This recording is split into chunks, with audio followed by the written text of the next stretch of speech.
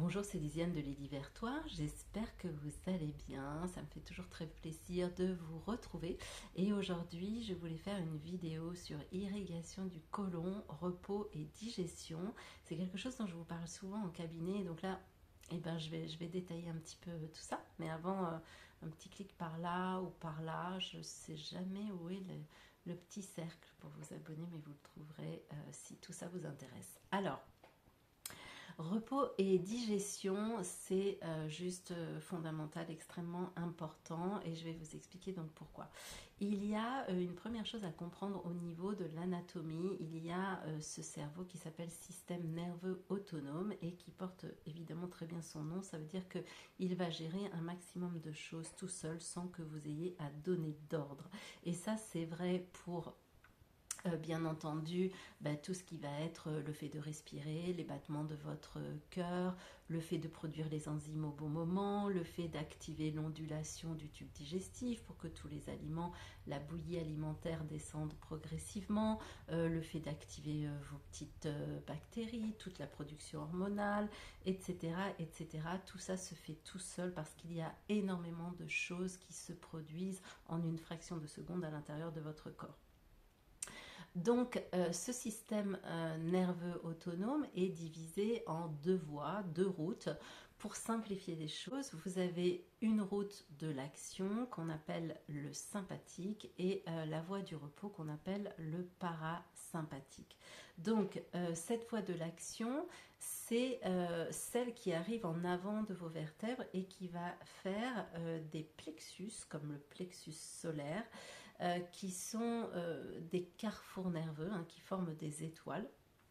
Et une fois que tous les filets nerveux se sont rejoints ici, ils vont repartir pour aller innerver les organes qu'ils doivent gérer, dont ils doivent gérer la fonction. Donc ça, on va dire que c'est plutôt pour la pédale d'accélérateur dans ce qui nous occupe ici. Et puis le nerf vague, lui, il part ici à l'arrière de votre tête, à la base de votre cerveau, et lui donc il va venir se connecter à ces mêmes organes, mais lui donc pour dire ok, on se calme, le travail est fini. Alors pourquoi ça nous intéresse ça? Eh bien parce que on va parler de stress, on va essayer de préciser un petit peu les choses parce qu'aujourd'hui c'est un mot qu'on emploie quand même beaucoup, mais on oublie un petit peu le sens de ce mot et puis de cette fonction. En fait, à une époque, quand on était vraiment exposé à des prédateurs redoutables, ce système nerveux sympathique face à ces prédateurs nous permettait de pouvoir fuir ou combattre. D'accord? C'est donc la réponse à une stimulation, un stimulus.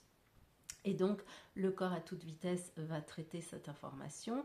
Et pour que vous puissiez échapper à cette méchante grosse bête, il va en fait mettre toutes les fonctions entre parenthèses et faire en sorte de diriger l'énergie via les muscles pour que vous puissiez détaler. Qu'est-ce qui se passe à ce moment-là?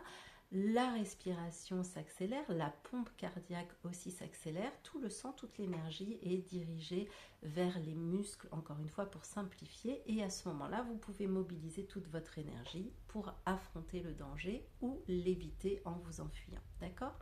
Voilà, ça c'est l'activation du sympathique. Une fois que le danger est passé, le parasympathique, le nerf vague, lui, va pouvoir arriver et entrer en jeu et faire lui l'inverse, c'est-à-dire vous dire ok, le repos, le danger est passé, donc maintenant le repos peut arriver. À ce moment-là, qu'est-ce qui se passe?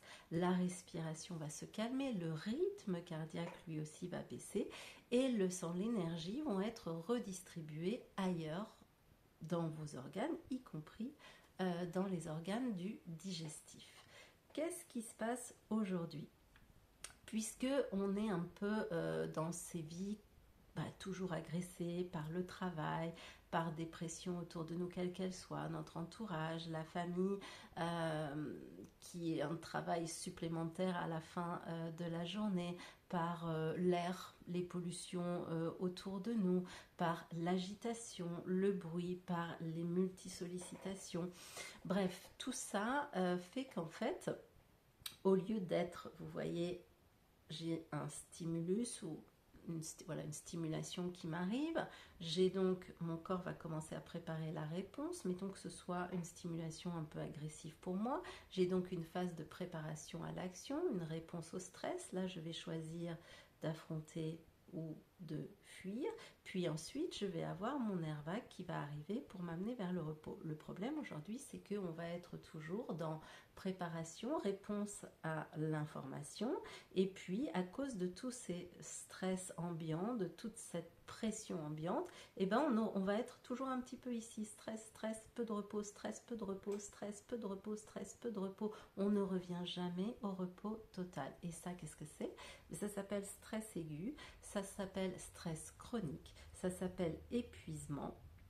Et donc, forcément, vous vous rendez bien compte que c'est un gros problème et que ce nerf vague ne peut jamais remplir son rôle, d'accord?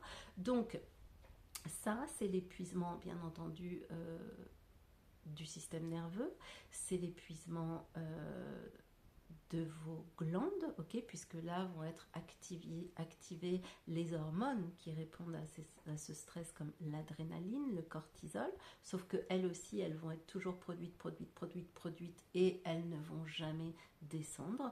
Donc là, c'est un problème, épuisement de ces glandes.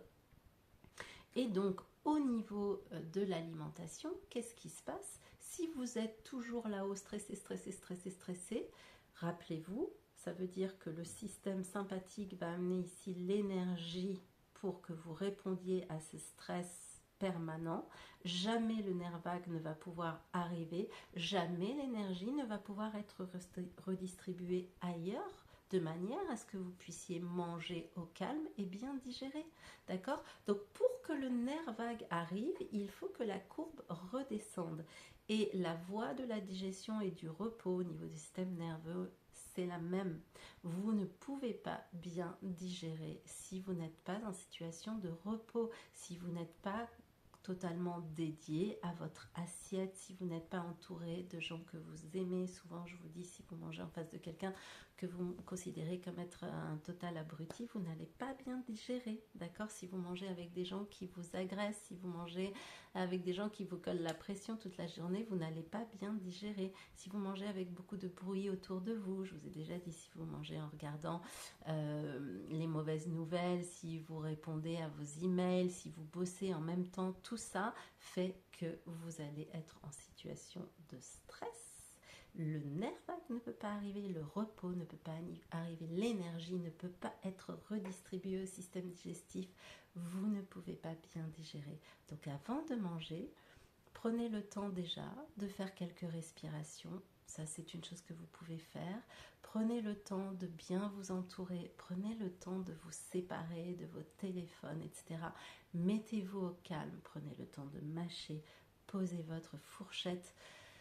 Appréciez votre repas. Et vous allez voir, je vous assure, vous allez beaucoup mieux digérer. Alors, quel rapport avec l'irrigation du côlon? Ben, tout simplement parce que quand ce nerf vague arrive, comme je vous ai dit, l'énergie est redistribuée ailleurs.